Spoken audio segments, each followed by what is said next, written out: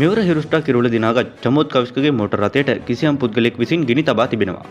ඒ අනුරාධපුරයේ පිහිටි ඔහුගේ නිවසේ මෝටර් රථය නවතා තිබෙදී අද අලියුම් 1:42ට පමණ මෙම සිදුවීම සිදුව තිබෙනවා. සිදුවීම සම්බන්ධයෙන් චමෝත් පවසා සිටියේ මෙවැනි අදහසක්. පාන්දර 1:42යි වෙලාව. මගේ වාහනේ මේ වෙද්දී කවුරු හරි ගෙදරට ඇවිල්ලා ගෙදර නතර කරලා තිබ්බ වාහනේට පෙට්‍රල් දාලා ගිනි තියලා තියෙනවා. මම එළියට බහිද්දි වැඩේ ඔක්කොම වෙලා ඉවරයි. ඔක්කොම වාහනේ ගිනි අරන් තියෙන්නේ. ගිඩින් ගල සද්දයක් ආවා. මම එළියට එද්දි සේරම ගිනි අරන් ඉවරයි. බොහොම ස්තුතියි මේක කරපු කෙනාට. බොහොම ස්තුතියි.